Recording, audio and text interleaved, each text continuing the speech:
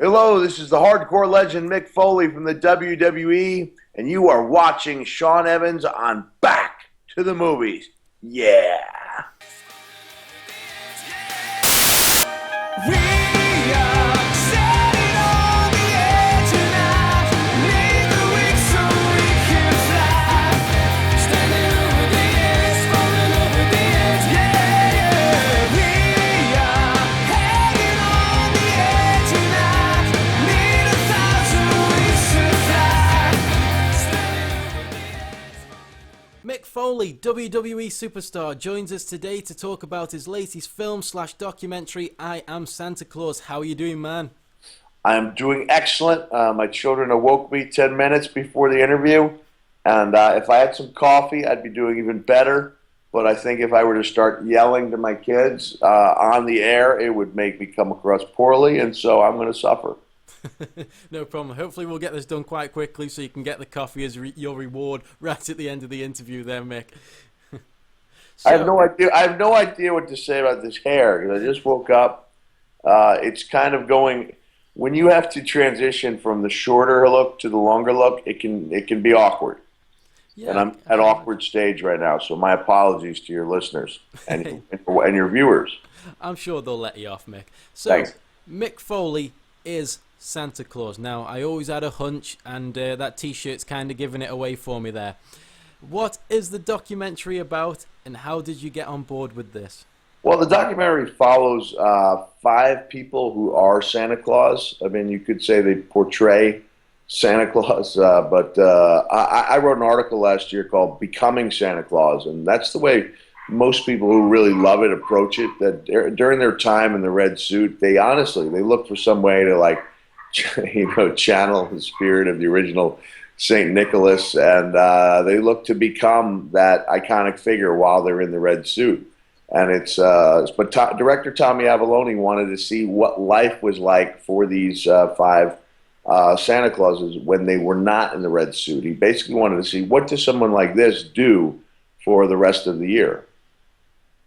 Okay, no worries. So, the question of the documentary asks, whose lap is your child sitting on? Basically referring to the fact that each Santa has a various different background. What is the message that you are trying to portray in the documentary, and what do you hope to achieve by making this? Well, you know what? I was hesitant. I told Tommy at one point. I said, whose child is your lap sitting on has a little bit of an implication, and then we talked about it. And it's not meant to convey that the people are sitting on someone's lap. They shouldn't be. It's just that these are unique individuals, with different passions and hopes and dreams. All of them, it reminds me so much of pro wrestling. And I know I'm not giving you a succinct answer like as you would probably enjoy, but the same things that draw people into a life in pro wrestling draw people into being a Santa Claus, because they know they're probably going to lose more money than they make. And for those who do put in the long time in the mall, I mean, you have to have the patience of a saint, whether it's Saint Nicholas or some other saint. And I think the message is that your superheroes, whether they be Iron Man or Batman or Superman or Santa Claus, are flesh and blood people with real life problems. And I think in the same way that I wasn't worried about revealing secrets behind the door of professional wrestling, because at the end of the day, I thought people would respect it more. I'm not worried about erasing, ruining a secret for a family or letting somebody down, because I think people will come out of I Am Santa Claus, loving Santa as much as I do. Yeah, I mean, with you saying that, I mean, I watched over the Kickstarter video, and I mean, your dedication to the cause has had you dyeing your hair white to match Santa's appearance. But this ended up going horribly wrong with your hair going orange. An orange-haired Santa. What the hell happened there, Mick? Man, well, first of all, what happened wrong was I had these movies are done. This has been done on a real low budget. The original Kickstarter was $13,000, And so you don't get to go to a salon with people who've done this type of thing before. I had the cameraman doing my the cameraman and the sound guy doing my hair, and I remember when it was really the turning point for me. And the director said the same thing. Like, he didn't get the sense that I was totally in until the night before I made my debut as Santa, which was December 1st was the night before. I'd done a book signing at Santa's Village in the mountains of New Hampshire, which is probably like my favorite place in the world. And even then he was going, what do you think you're going to do? Are you going to wear the designer beard, or are you going to, try to do your own? I didn't think my beard was long enough. And then he told me he'd been interviewing Santas for, the better part of a year. And some of the best ones don't have beards much longer than yours. And once I made that commitment, it changed everything for me, because I was like that wrestler. There are wrestlers who are like artists out there and can create illusions. I was that guy that needed to take 2 or 3 good shots to remind me of who I was. And that's what the whole bleaching and dyeing process did, because it's painful. I mean, it burns. At a certain point, the guys said, okay, on a scale of 1 to 10, tell me what the pain is. And I've got that pretty high tolerance for pain. And so I said, I'm fine, 1, 2. And then a couple hours went by, and just out of nowhere, I went 8. And they went, 8 what? I said, on a scale of 8 to 10, we're now at an 8, because my face was burning. You're really not supposed to have the camera guy trying to do your hair all in one night. And I mean, I've got dark hair. And so that set off a firestorm of problems, because I had to go with a wig. Honestly, I had to go with a wig to be Santa. There's no way you can have an orange-haired Santa. But from that point, then trying to dye it back dark left me with all the orange highlights that people saw on Saturday Morning Slam. And then I went to dye it back darker, and then it was taking on a burgundy color, and it still hasn't recovered. So every day I am suffering for the sake of my art. But if I hadn't have done it, I would have never known.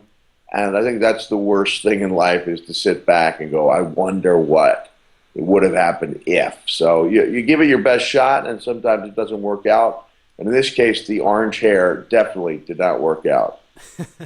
Well, considering you've only been up 15 minutes now, and your hair's looking, I think it's looking pretty awesome. I think you got back to normal there. It's a good job. It's not bright orange as we're talking as we speak. So you got let off, I think, there. Well, one of the strangest things, I went and I did my Santa thing at Santa's Village. They had no idea how I was going to do at it, and so they gave me like a pre-show with friends and family and the children of the employees. And so I got about 2 hours in, actually, as Santa Claus at the park.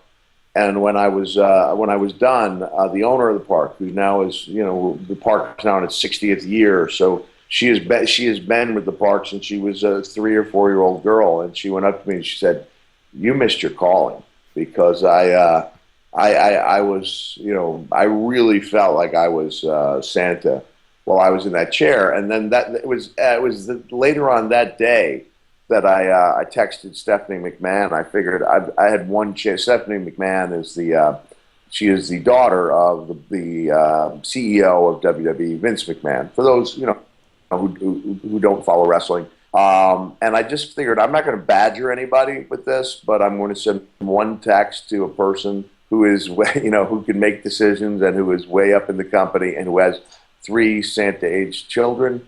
And I said, if I send you a photo, will you take a good look at it? She said, sure. And I sent the photo of my daughter sitting next to me when I was Santa, and she said, is that you? And I said, yeah, I'd love to be Santa for our Tribute to the Troops show that we do in WWE every year. We did that, and then they asked me if I want to be on Raw, and they didn't tell me that I'd be getting run over by a car on the Christmas Eve episode of Raw. But even that turned out to be great fun in the way that it was portrayed. I mean, it was one of my favorite episodes, and then Santa made a big comeback. And so I started, with just the idea of being Santa Claus for those 30 children on that one occasion. And then it was like I had that, I had that fever, that Santa fever. And I started calling children's hospitals and started calling friends of mine I knew had kids of a certain age, and like I just really, I really couldn't get enough of it. Even to the point where I would make it a point, no matter how if I was hungry or not, to stop by a drive-through and order as Santa Claus. You know, a burger and some fries, and how about a big frosty shake? And then show up at the drive-through door, and you see these like, you know, like 18, 19-year-old kids who'd rather be anywhere but serving fast food at, you know, 1 in the morning, and then their eyes would just light up like little kids. So I think I've stressed that I loved the experience, right? Yeah, definitely. I mean, dressing up as Santa, it's got to bring a lot of enjoyment, especially for children. But I mean, if you're working at fast food places at 1 o'clock in the morning, you see Santa rolling by, you either think you've just taken a really like overdose of something extra strong, or it's just made their night a hell of a lot better. So no matter what you're doing, you're enriching people's lives and making them smile. That's what it's all about. With one exception, and this is after I had done my Santa Claus getting run over by a car. Now, you know, this was done. They did it in as safe a manner as possible, but I still did $800 worth of damage to Alberto Del Rio's BMW, which I was quite proud of. And so I'd paid the price to be Santa that night. And I'm driving through. I've got a couple hundred miles to drive to get to my hotel. And I decided to do a drive-through as Santa. And when I got there, in this case, you know, this was like the Ebenezer Scrooge of fast food service workers. Because I did you know, did the whole Santa thing. When I showed up, she was like, "All right, that's 11:25." Like no expression at all. Oh dear. So you can't reach everyone, but almost everyone is going to be get a little smile when Santa shows up at their drive-through. Yeah, exactly. I mean, apart from that one guy, it seems as though it went good apart from that. Now, moving on to the Kickstarter campaign, I mean, it's off to a flying start at the moment. Now, it does help with a WWE legend such as yourself on board, but what are some of the perks that the fans can get out there if they donate to this project? Yeah, well, one of the things I told Tommy, I said that we have to make this affordable to anyone, you know. So I have not had an online store, for example, you know, on my website or anywhere where people can order photographs. So now people can. It's $25, and it's not a photo of me as Santa unless they specify. Somebody asked me, could I have an official Hall of Fame induction photo? And as it turns out, I do have a photo of me dropping an elbow on Chris Jericho from the Hall of Fame induction, which is a thing of beauty. And so it's $25. It goes a long way to helping. You know, there you're hoping to get a few hundred people who order that. But I think for $100, you get a 60-second voicemail. You get the wanted Dead or Alive shirt, which have not been the real ones have not have been available online for years. The knockoffs are out there, but the real ones are very high quality. You also get the wanted Naughty or Nice St. Mick shirt, which is a knockoff of that, which is a really cool shirt. And I think you get the autograph picture. So it's the voice message, 2 T-shirts, the autograph photo, and a Twitter follow for a year. And then for $200, you get all of those things plus a Santa Mick bobblehead, and you get an additional 60-second video message. And this is news I'll break right here on your show. I'll do the video message as I'll do it as Mick Foley, who's more or less a normal guy, but I will do it as Dude Love or Mankind if the person so asks. Nice. And I can't do Cactus Jack because I don't even know what Cactus Jack is anymore. You know, like and I don't know if I want to go to those dark places, do a 1-minute interview, even for a movie that I love. But I'll do it as Mankind, Mick, or Dude Love. And then, for more money, they have $500 for people in the U.S. There's a comedy package where you get 4 tickets to one of my shows. You get the 4 wanted Dead or Alive shirts, and you get to have dinner with me. And then on up to a SmackDown package, which is considerably more money, where people get the 4 tickets to SmackDown, and they get the lunch with me and 2 other wrestlers, or lunch or dinner with me or 2 other wrestlers or divas. So from $25 on up to $2,500, there's no shortage of ways to get involved. Yeah, it definitely sounds it. Now, thinking about it, Mick, you followed me on Twitter. We're talking on video as we speak. You've done way more than 60 seconds. I'm going to have to donate to this sooner or later because you're costing me a fortune.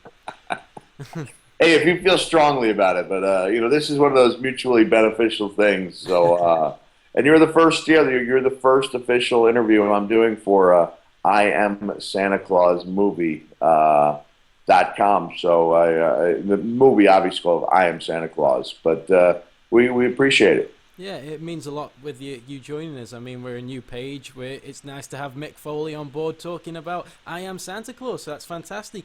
Now, I wanted to ask you a question. This might be difficult considering how long you've been awake, but Santa has 8 reindeers. Putting you under a little pressure here, Mick. If you had 8 reindeers, what would you call them? Well, I don't know if I'm kind of a traditionalist when it comes to that. I'm not sure, I still haven't quite forgiven WWE when they did their match where Jerry Lawler had had 7 dwarfs and he renamed them, Sleazy and Queasy. I don't think I ought to be tampering with tradition, but if I was going to rename my reindeer, 2 of them would be named Bree and Nikki. Okay. Any reason? Yeah, they're 2 of my favorite WWE divas. So that's what you're showing yourself here. You are a movie guy and not necessarily a wrestling guy. I know, they're, yeah. they're 2 beautiful, identical twins, and I like them very much. So they might replace a couple of those older deer. Yeah, definitely. I mean, you've caught me out there, Mick. I mean, since I haven't watched WWE since I was about 5 or 6 years old. In fact, I mean, I grew up watching you wrestle the really old matches when The Rock was around for the first time. And then only recently have I been sent WrestleMania 29 to review. So I've gone from being a 7-year-old kid watching wrestling to now being a 21-year-old guy watching WrestleMania 29. So it's kind of a difference. Well, it's understandable, but I believe Bree and Nikki have they have a reality show coming out in July, and you can catch up on them in that way. If they're as hot as you say they are, Mick, I'll be sure to tune in. Not just that they're hot, but they're cool. Okay. You have to have that. I mean, there are a lot of hot women out there, but the cool factor is and the kindness is what makes them 2 of my favorites, and which makes them names I would give to reindeer if I had that chance. Okay, no problem. Now, doing a little bit of research before we had this interview, I came across a book called A Most Miserable Christmas that is selling on Amazon as we speak, which includes WWE stars in a Christmas setting. Now, with all of these Christmas-related projects going on, the question is, Mick, are you really Santa Claus? Well, you know what? Wrestling is about suspending disbelief. You try to set up scenarios to where when people go to that show, they can suspend disbelief and really enjoy and get emotionally caught up. I know that when I first went to learn from a seasoned Santa, that I came in to the guy's house, which was bright red and had actually signs. He had a street sign put in that said Santa Claus Way. And at that point, I was thinking, this is the most ridiculous thing I've ever done. And within 10 minutes, I was sitting in a chair thinking to myself, can he really reach 357 million homes in a single night? Like, he was so good that I suspended disbelief.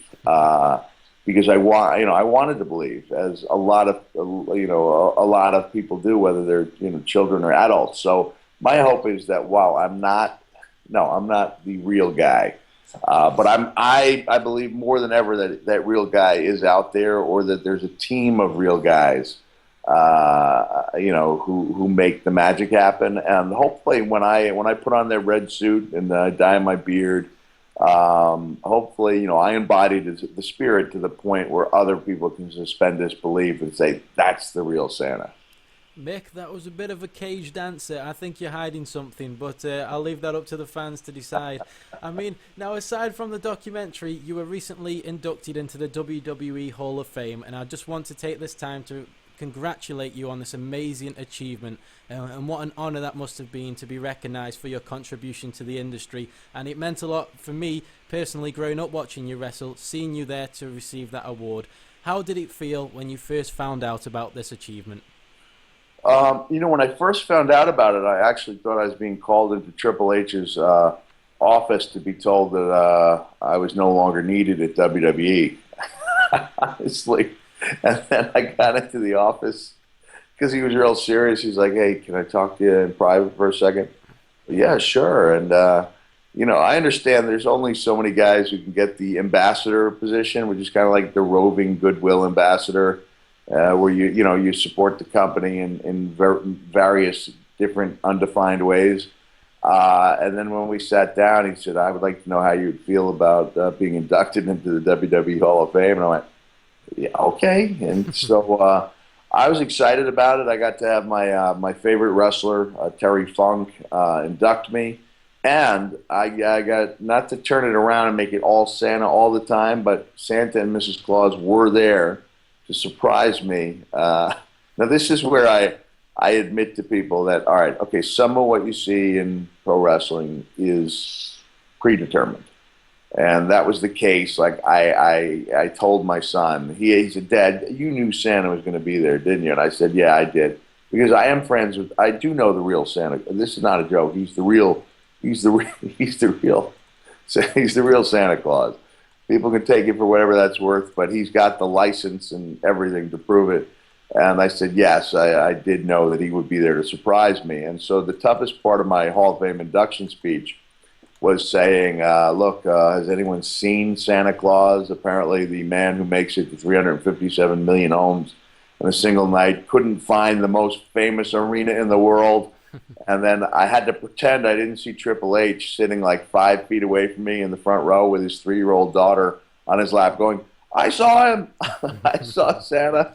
I saw Santa," because they'd seen him backstage. But I don't know. People who watch this interview may walk away thinking the same thing my own children do. Like, they've had discussions about what we call in our house Dad's Santa issue. And I think it's a healthy one. I think there's far worse things that a 47, almost 48-year-old man could be involved with. But I love it, and I try to have a little bit of Santa and a little bit of the spirit of Christmas around me all the time. That sounds like a really nice way to live there, Mick. Now, for all potential donators out there, what message would you give to them to persuade them to donate to I Am Santa Claus? Well, there's a dual message. There's the message to those people who want to fund a really, what I think is going to be a really good film. That's going to be a perennial. Like, I believe it's going to stand up there with, with really good documentaries. And it's going to surprise a lot of people. So for those people, I say you have a chance to fund something special. And to those people who are like, "I don't really care about Mick's Santa Claus obsession," you get the Wanted T-shirt. Like, the Wanted T-shirt is out there.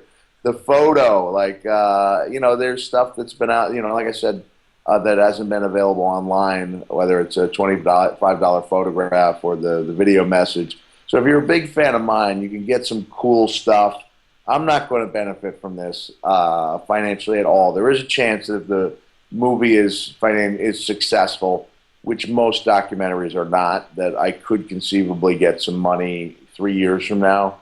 But I'm not doing this for the money. I'm doing it because I love I love the feature. I love the movie I Am Santa Claus. And so instead of putting photos and selling shirts that come to me personally, the photo money, the shirt money, anything that goes out goes directly into finishing this film and making it as good as it can be. Fantastic. I'm definitely looking forward to it. And personally, you've persuaded me to donate. So Yes. give it until payday and I'll fire some money your way, no problem. Now, that just about wraps it up for me there, Mick. I mean, for those guys out there who want to donate to I Am Santa Claus, the Kickstarter link is in the comments box below. And it looks as though this is going to be a lot of fun. Thanks for joining us, Mick. And Merry Christmas to all. And to all, a good night. Take care. All the best for the future, Mick. Thank you very much. Thank you for your time. I appreciate it.